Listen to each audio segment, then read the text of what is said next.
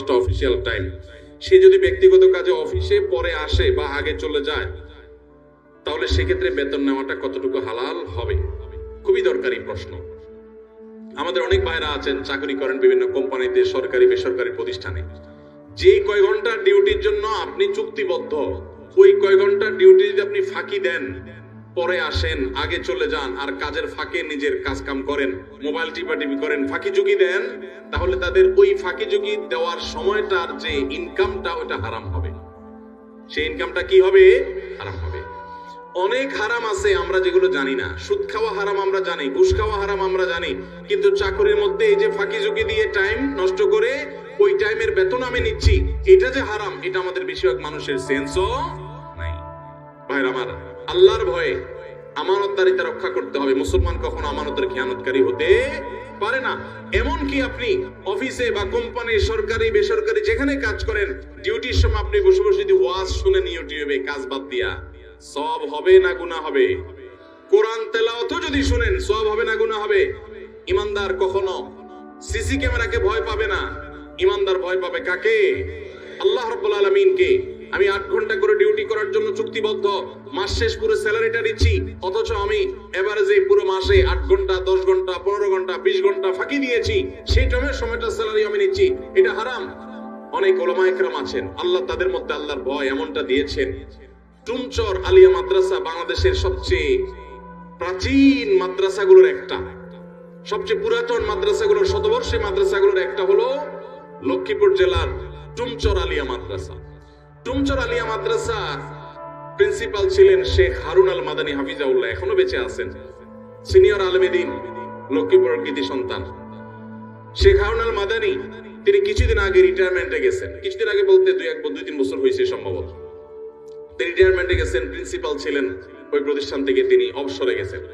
অবসরে যাওয়ার সময় তিনি যা সুযোগ সুবিধা পেয়েছেন, সেখান থেকে একটা চেক লিখে একটা বড় অ্যামাউন্ট, কয়েক লাখ টাকার একটা অ্যামাউন্ট তিনি মাদ্রাসার ফান্ডে দিয়ে দিয়েছেন, মাদ্রাসায় তিনি সেটা দিয়ে দিয়েছেন।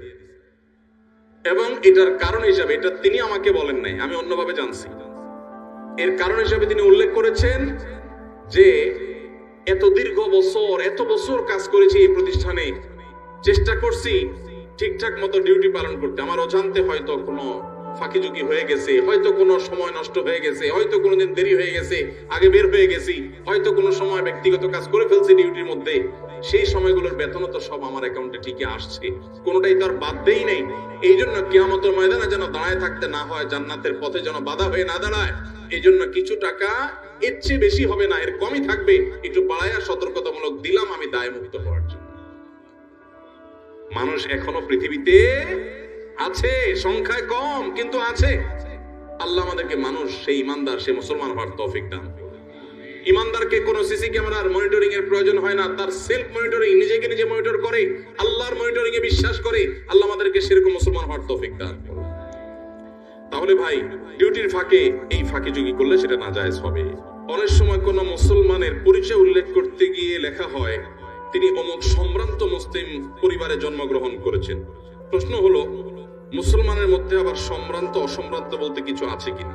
খুবই দরকারি এবং যৌক্তিক প্রশ্ন। এই প্রশ্ন এর আগেও কোথাও আমাকে করা হয়েছে, এবং এ বিষয়ে অনেক বছর আগে আমি, আমার একটা ফেসবুক আইডি ছিল, এখন আর নাই, সেটি অ্যাক্টিভ হয়ে গেছে, ওইটাতে আমি এই বিষয়ে লিখেছিলাম। খুবই দরকারি একটা প্রশ্ন। কোন মানুষ তার পরিচয় পেপার পত্রিকায় দিতে গিয়ে বা কোন সভা সমাবেশে দিতে গিয়ে অনেক সময় আমরা বলি তিনি অমুক জেলার, অমুক থানার, অমুক গ্রামের একটি সম্ভ্রান্ত মুসলিম পরিবারে জন্মগ্রহণ করেছেন, এটা তার ধর্মীয় পরিচয়। মারা গেলেও অনেক সময় এরকম গদবাদা কথা বলা হয় যে তিনি একটা সম্ভ্রান্ত মুসলিম পরিবারে জন্মগ্রহণ করেছেন। এই যে সম্ভ্রান্ত মুসলিম পরিবার, এই টার্মটাই কোন সঠিক টার্ম না। কেন? কারণ আপনারা জানেন মুসলমানের মধ্যে কোন সম্ভ্রান্ত অসম্ভ্রান্ত, নিচু জাত উঁচু জাত বলতে কোনো কিছু নাই। আল্লাহ কোরআনে বলেছেন ইন্না আকরামাকুম ইনদাল্লাহি আতকাকুম। এর আগে আল্লাহ বলেছেন ইন্না খালাকনাকুম শুউবান ওয়া কাবাইলা লিতাআরাফু। তোমাদেরকে বিভিন্ন গোত্রে বংশে আল্লাহ তাআলা সৃষ্টি করেছেন। কেন? আল্লাহ বলেছেন পরিচয়ের সুবিধার্থে। কোন গোত্রে জন্ম নিলে সে সম্ভ্রান্ত হয়, আবার কোন গোত্রে জন্ম নিলে অসম্ভ্রান্ত হয়, এই ধারণা ইসলামে নাই। ইন্না আক্রামাকুম ইনদাল্লাহি আতকাকুম, তোমাদের ভিতরে সবচেয়ে সম্মানিত সে যার মধ্যে তাকওয়া সবচাইতে বেশি। হিন্দুদের মধ্যে আমরা আছে জানি উঁচু জাত নিচু জাত, মুসলমানদের মধ্যে এরকম উঁচু জাত আর নিচু জাত বলতে কোনো কিছু নাই। সকল মুসলমান আল্লাহর কাছে সম্মানিত যদি তাকওয়া থাকে, আর তাকওয়া যদি না থাকে, যত তথাকথিত নামকরা ফ্যামিলিতে জন্মগ্রহণ করুক না কেন, রাজবংশে জন্ম করুক না কেন, আল্লাহর কাছে সে নিকৃষ্ট, সে কখনো আল্লাহর কাছে মর্যাদাপূর্ণ না। এজন্য সম্ভ্রান্ত মুসলমান আর অসম্ভ্রান্ত মুসলমান বলতে কোনো পার্থক্য বা ব্যবধান ইসলামে নাই।